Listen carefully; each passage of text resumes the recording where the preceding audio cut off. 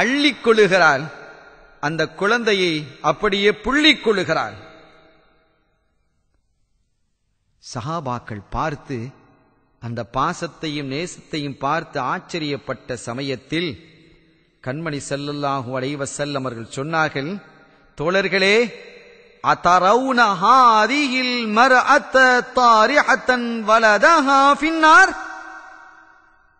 இந்த பொம்பளை நரகத்துல தன் பிள்ளையை தூக்கி போடுவாவா? இந்த பொம்பளை தன் பிள்ளையை நரகத்துல தூக்கி போடுறதுக்கு அவளுக்கு முடியுமா? மனசு வருமா? நீங்க நினைக்கிறீங்களா அப்படி போட முடியும் என்று? குல்னா, சஹாபாக்கள் சொன்னார்கள், லா வல்லாஹி யா ரசூலல்லாஹ், வல்லாஹி லா தக்தீரு அலா அல்லா தத்ருஹு வஹிய தக்தீரு அலா அல்லா தத்ருஹு. நரகத்துல போடுறது நினைச்சு கூட பார்க்க முடியாது அந்த பிள்ளைய. ஒரு தாய் இப்படி நினைத்து பார்ப்பான் நாயகமே? நிச்சயமாக அப்படி நினைத்து கூட பார்க்க மாட்டாள். அத்தகைய சக்தி அவளுக்கு இல்லை என்று சொன்ன மாத்திரத்தில் فقال لنا رسول الله صلى الله عليه وسلم, அன்னலம் கண்மணி ஸல்லல்லாஹு அலைஹி வஸல்லம் அவர்கள் சொன்னார்கள், வல்லாஹு அர்ஹமு பிஇபாதிஹி மின் ஹாதிஹி பிவலதிஹா. இந்த தாய் தன்னுடைய பிள்ளையின் மீது காட்டக்கூடிய பாசத்தை விட, நேசத்தை விட, பரிவை விட, அன்பை விட அல்லாஹ் தன்னுடைய அடியார்கள் மீது பரிவும் பாசமும் நேசமும் காட்டுகிறான். சங்கைக்குரியவர்களே, நீண்ட நெடிய வரலாறுகளும் ஹதீதுகளும் செய்திகளும் குவிந்து கிடக்கிறது இஸ்லாமிய ஏடுகள். ஆனால் உண்மையில் அடியார்களாக இருக்கக்கூடிய நாம் அந்த அல்லாஹ்வினுடைய ரஹ்மத்தை நினைத்து பார்க்கிறோமா? அவன் தந்திருக்கக்கூடிய நிஅமத்துக்களை எண்ணி பார்த்தோமா? கண்களை தந்தான், அதில் பார்க்கும் ஒளியை தந்தான், காதுகளை தந்தான், கேள்வியை தந்தான், வாயை தந்தான், பேசும் ஆற்றலை தந்தான், கை கரங்களை கால்களை தந்தான், இயங்கும் சக்தியை தந்தான், சிந்திக்கும் ஆற்றலை தந்தான். இவையெல்லாம் ரஹமத் இல்லையா? அவனுடைய படைப்புகளிலே உயர்ந்த படைப்பாக அல்லாஹ் ஆக்கி வைத்திருப்பது மனித படைப்பை தானே. லக்கத் ஹலக்னல் இன்சான ஃபீ அஹ்ஸனி தக்வீம் வலக்கத் கர்ரம்னா பனி ஆதம் என்ற வசனங்களின் மூலமாக மனித சமுதாயம் உயர்வுபடுத்தப்பட்ட சமுதாயம் என்று அல்லாஹ் சொல்லவில்லையா? அழகிய சமூகம் படைப்பு என்று அல்லாஹ் குறிப்பிடவில்லையா? அப்படிப்பட்ட மனித சமுதாயமாக மாத்திரம் அல்லாஹ் நம்மை படைக்கவில்லை சகோதரர்களே. மாறாக அவனுடைய அருள் நிறைந்த கண்மணி ஸல்லல்லாஹு அலைஹி வஸல்லம் அவர்களுடைய உம்மத்தாக நம்மை படைத்திருக்கிறான். அது எல்லாவற்றையும் விட பெரும்பாக்கியம் அல்லவா? இறுதியில் வந்தவர்கள் நாம். ஆனால் சொர்க்கம் முதலிலே செல்லக்கூடிய பாக்கியத்தை அல்லாஹ் இந்த சமூகத்திற்கு தானே தந்தான். அது நபியின் மூலமாக கிடைத்த பாக்கியம் அல்லவா? முந்தைய சமூகத்தில் வாழ்ந்தவர்கள் எல்லாம் நீண்ட நெடிய காலங்கள் வாழ்ந்த போது அவர்களுக்கு ஒரு நன்மை, குறைந்த காலமே வாழ்ந்த நமக்கு 2 வகையான நன்மை. கீராத்துன் அவர்களுக்கு நமக்கு கீராத்தான் என்று புகாரி சொல்லி காட்டும். அவர்களுக்கு 1 மலை அளவு என்றால் நமக்கு 2 மலை அளவு. அவர்களுக்கு 1க்கு 1 என்றால் நமக்கு 1க்கு 10, 10க்கு 100, 100க்கு 1000. மஞ்சா பில் ஹஸனத்தி ஃபலஹு அஷ்ரு அம்சாலிஹா. யாராவது ஒரு மனிதன் ஒரு நன்மையை செய்தால் அவனுக்கு 10 நன்மை.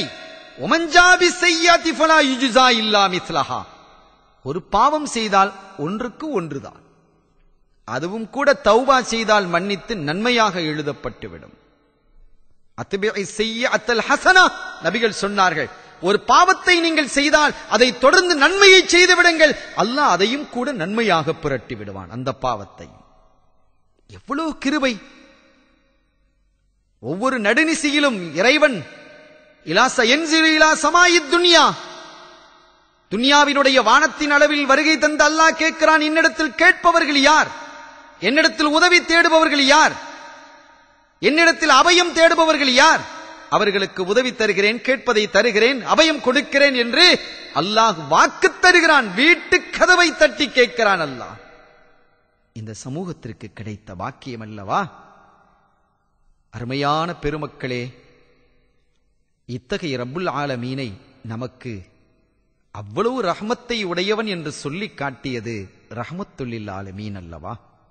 ரப்புல் ஆலமீனை நமக்கு காட்டி தந்தது ரஹ்மத்துல்லில் ஆலமீன். ரஹ்மத்துல் ஆலமீனை நமக்கு தந்தது ரப்புல் ஆலமீன். எனவே அல்லாஹுவை நேசித்து அருள் நபி ஸல்லல்லாஹு அலைஹி வஸல்லம் அவர்களையும் முழுமையாக நேசிக்கக்கூடிய மக்களுக்கு அல்லாஹுவிடத்தில் மகத்தான அருளும் பாக்கியமும் இருக்கிறது. அவன் பாக்கியத்தை தன்னுடைய நல்லடியார்களுக்கு நிறைவாக வைத்திருக்கிறான் என்று குர்ஆன் நெடுகிலும் சொல்லி காட்டுகிறான். சங்கைக்குரியவர்களே, அத்தகைய நல்லவர்களுடைய பட்டியலில், அத்தகைய சீதேவிகள் சாலிஹீன்களினுடைய பட்டியலில் நம்முடைய பெயரும் இடம்பெற வேண்டுமா? இறைவனுடைய அருளின் மீது நீங்கள் நம்பிக்கை வையுங்கள்.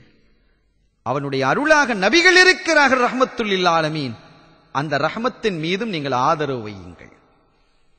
இந்த சொன்ன செய்திகள் எல்லாம் இறைவனுடைய அருளின் மீது நாம் நம்பிக்கை வைத்து அவன் சொன்னவைகளின் பிரகாரம் முடிந்தவரை வணக்க வழிபாடுகளில் ஈடுபடுவதோடு தூய சிந்தையோடும் தூய எண்ணத்தோடும் மனநிறைவோடும் அவனை வாழ்த்தி வணங்கி வரவேண்டும் என்பதோடு அதற்கு வழியமைத்து தந்த நெஞ்சம் நிறைந்த வள்ளலம் கண்மணி ஸல்லல்லாஹு அலைஹி வஸல்லம் அவர்கள் மீது பேரன்பு கொண்டு அவர்களுடைய புகழோதி வரவேண்டும் என்பதும் நமக்கு இந்த செய்தியின் ஊடாக வலியுறுத்தப்படுகிறது. எனவே அருமையான பெருமக்களே, அத்தகைய பரிசுத்தமான வாழ்வு வாழ்வதற்கு, தூய வாழ்வு வாழ்வதற்கு, நேரிய வாழ்வு வாழ்வதற்கு நாம் ஆயத்தமாகிக் கொள்வோமாக. அதற்கான தௌஃபீக்கை அல்லாஹ் எனக்கும் உங்களுக்கும் நம்மை சார்ந்தவர்களுக்கும் தந்தருள் பாலித்து அவனுடைய ரஹ்மத்து என்ற விசாலமான அருளில் வாக்கியத்தில் அல்லாஹ் நம்மை ஒன்று சேர்த்து வைப்பானாக, அவைகளில் சூழ்ந்து வாழச் செய்வானாக என கூறிக்கொண்டு எல்லாம் வல்ல அல்லாவின் அருளையும் ஸல்லல்லாஹு அலைஹி வஸல்லம் அவர்களது ஷஃபாத்தையும் பெறுவோமாக என கூறி நிறைவுபடுத்துகிறேன். وآخر دعوانا أن الحمد لله رب العالمين والسلام عليكم ورحمة الله وبركاته.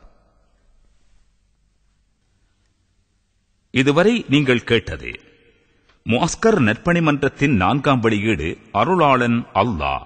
உரை நிகழ்த்தியவர் தென்னிந்தியா காயல்பட்டினம் பெரிய கொதுபா பள்ளியின் ஹதீப், மாஸ்கருர் ரஹ்மான் மகளிர் அரபிக் கல்லூரியின் முதல்வர், காயல்பட்டினம் பைத்துல் மாலின் மார்க்க சட்ட ஆலோசகர் மௌலவி அல்ஹாஜ் அல் ஹாஃபில் எச்.ஏ. அகமது அப்துல் காதிர் மகளரி அவர்கள்.